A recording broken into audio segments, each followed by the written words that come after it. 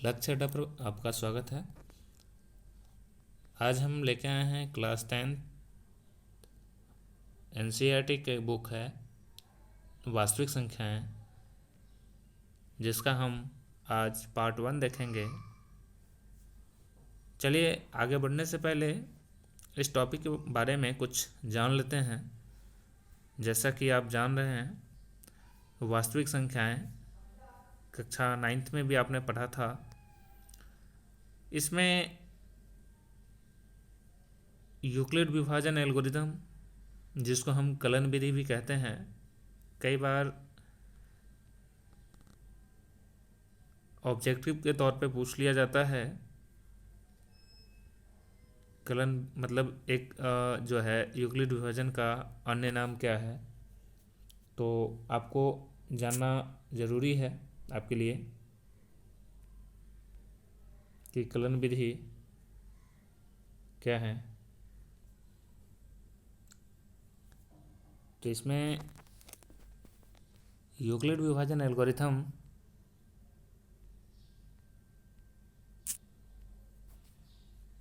और ये अंकगणित की आधारभूत प्रमेय दो विधियां हैं जिसके द्वारा हम जो धनात्मक पूर्णांक होंगे उनके एलसीएम एचसीएफ से संबंधित कुछ संक्रियाएं देखेंगे। तो बढ़ते हैं आगे, हम देखते हैं यूक्लिड विभाजन एल्गोरिथम, जिसे हम कलन विधि के नाम से भी जानते हैं, क्या क्या सीखने को मिलता है। बच्चों, आपसे रिक्वेस्ट है कि आप ज़रूर देखें और इस लॉकडाउन जो पीरियड चल रहा है इसमें घर पे रहें, सुरक्षित रहें और ज्ञान अर्जित भी करें। चलिए देखते हैं, आगे बढ़ते हैं।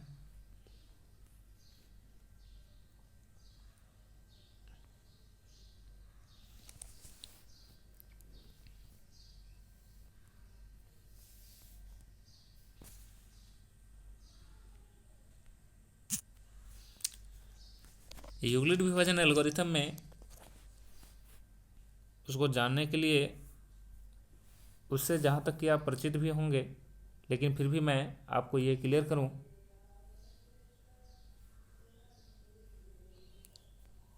कि ये जो यूक्लिड विभाजन एल्गोरिथम है, मैंने आपको क्लास में पहले भी पढ़ा चुका है। जो नए बच्चे हैं वो समझने का प्रयास करेंगे। जैसे 8th क्लास में तक आप पढ़ते थे, याद होगा आपको, भाज्य बराबर भाजक गुना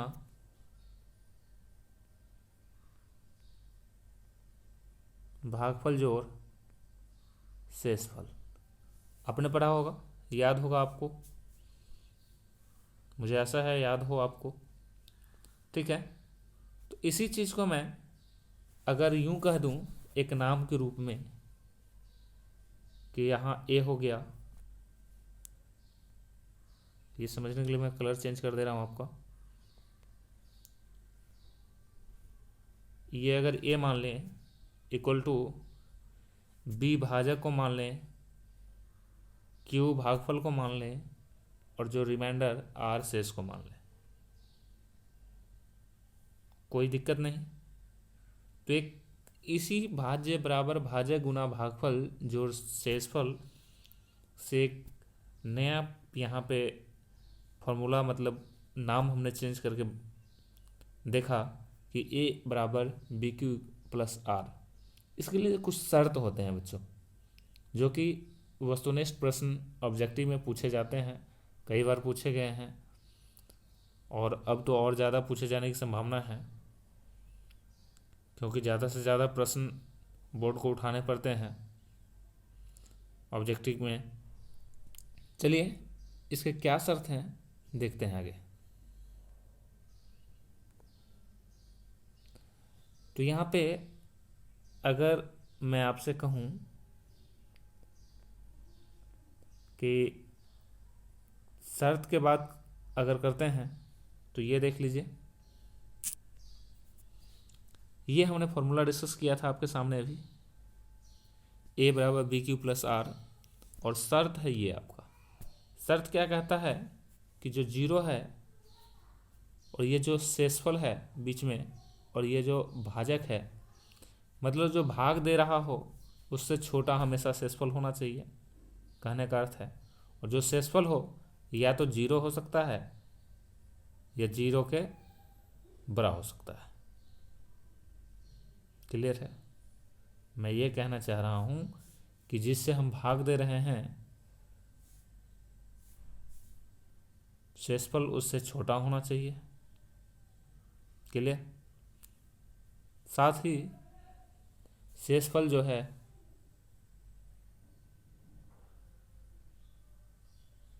जीरो के बराबर हो या जीरो से बड़ा हो। स्पष्ट है? अगर आपको इसमें समझने में दिक्कत हो रही हो तो मैंने आपको क्लास में कई बार एक ट्रिक समझाया है कि बराबर तो सब जान रहे हो भाई, ये बराबर तो सब जान रहे हो, ठीक है ना। और बड़ा छोटा कैसे निर्धारित करते हैं, अगर हम आर से देखें, ठीक है, तो आर की तरफ देखो, ये छोटा है, इधर देखो ये छोटा है ना, ये मुंह छोटा है और ये मुंह बड़ा है। अब कहोगे किधर बड़ा है, तो आराम से आप बता सकते हो कि सर ये बड़ा वाला है, बड़ा है और ये छोटा है। तो अगर ये छोटा की तरफ है तो ये छोटा होगा, ये बड़ा की तरफ है तो बड़ा होगा। तो आपको समझ में आ गया होगा कि बी बड़ा होना, अगर आर है, आर से तुलना करते हैं तो आर से बड़ा बी है और आर से छोटा जीरो या बराबर, ठीक है ना। मतलब जीरो के बराबर शेषफल हो सकता है या जीरो से बड़ा हो सकता है।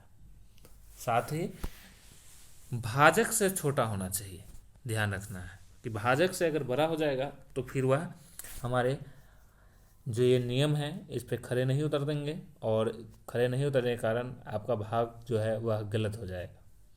तो इस प्रक्रिया के द्वारा ज्ञात क्या हम करते हैं, अभी तक तो हमने मेन मुद्दे की बात की नहीं।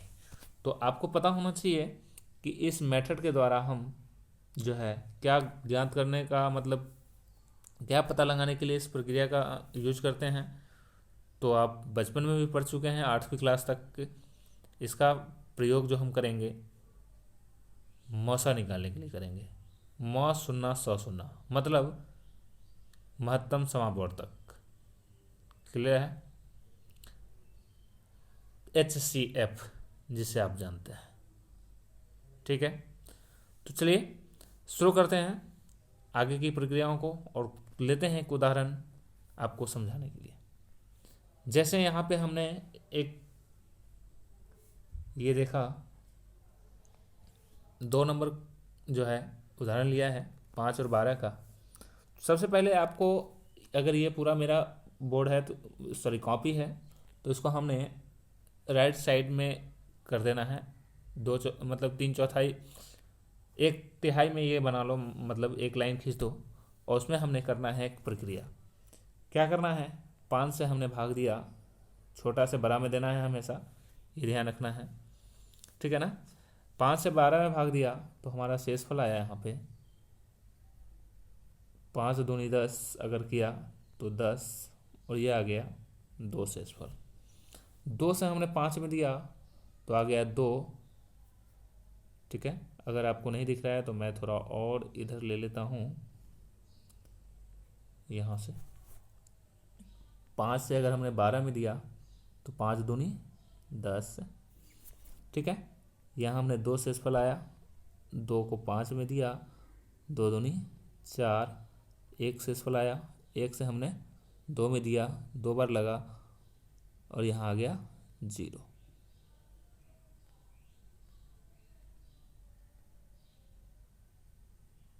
ठीक है, आ गया कट्टो 0। तो ये हमने 3 बार प्रक्रिया किया। तो इसमें आपको अंत में क्या पता चला, 2 में से 2 गया तो 0 आ गया। मतलब लास्ट स्टेप में आपका जो शेषफल आया क्या आया, जीरो आया, जो कि 5 से छोटा है। क्लियर है? चलिए, तो इसको जो समझते हैं कैसे हम सेटअप करते हैं वो दिखाते हैं हम आपको। इसका क्या प्रोसेस है, अगर हम इसको इस फॉर्म में लिखें तो कैसे लिख पाएंगे। सबसे बड़ा जो होता है भाज्य होता है, कौन है? 12। 12 भाज्य है। 12 भाज्य में हमने क्या किया, भाग दिया। किससे दिया भाग? तो भाजक से भाग दिया भाई। भाजक क्या है? 5। और भागफल आपका क्या है? आया 2। 5 गुना 2 10। और शेषफल कितना आया? तो ये भी आया 2। 5 दूनी 10, 2 12। क्लियर हो गया? कलर चेंज करते हैं, आपको अच्छे से दिखाई देगा।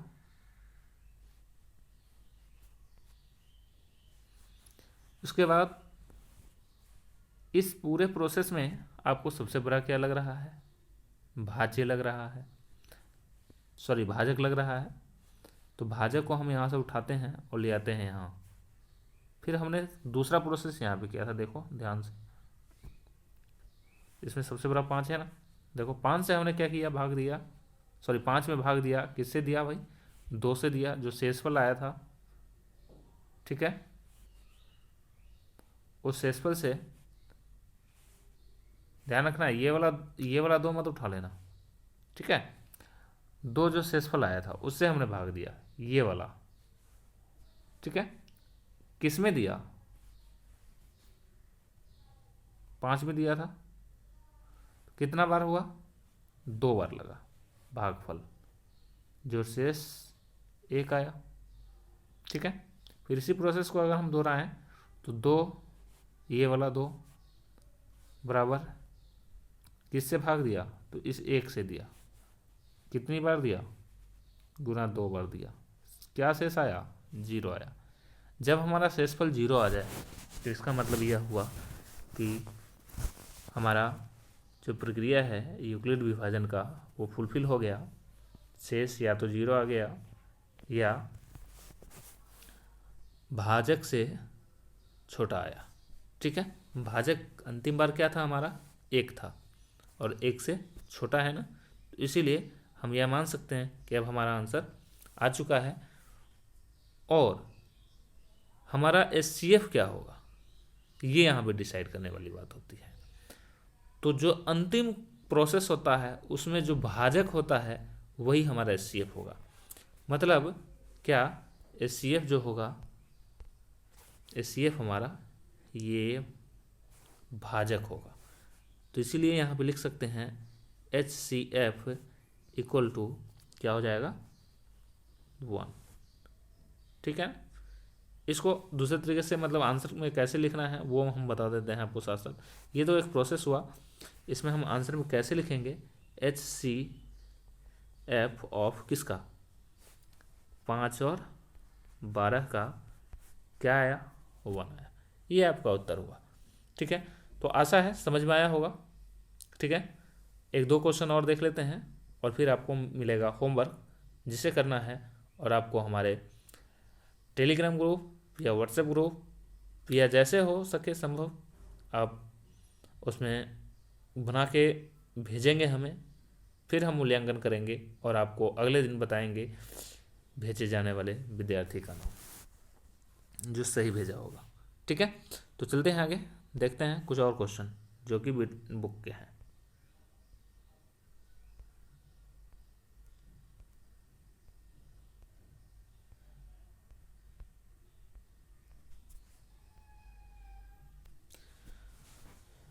तो ये हमारे सामने क्वेश्चन हैं एक्सरसाइज 1.1। तो चलिए देख लेते हैं। ये तीनों ब्रांडेड क्वेश्चन है। ब्रांडेड करने का अर्थ है कि बार बार पूछे जाने वाले क्वेश्चन हैं, एकदम डिट्टो पूछे जाते हैं ये सब प्रश्न। तो पहले हम इन 2 प्रश्नों को डिस्कस कर लेते हैं। ठीक है, उसके बाद आप इस प्रश्न को डिस्कस करेंगे। सबसे पहले मैं आपको पहले वाला प्रश्न पे डिस्कस करता हूँ, ये वाला प्रश्न जो है। ठीक है,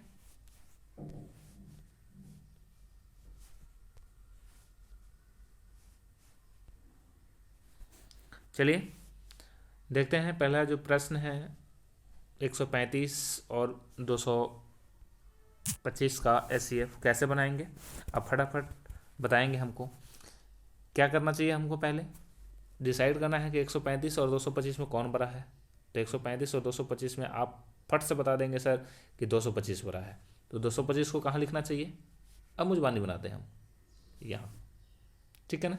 बराबर है, किससे भाग दे रहे हैं, 135 से भाग दे रहे हैं। कितना बार लगा होगा, अगर 135 दूनी बात किया जाए तो 270 हो जाता है, तो एक बार ही लगा होगा, सिंपल सी बात है। तो 1,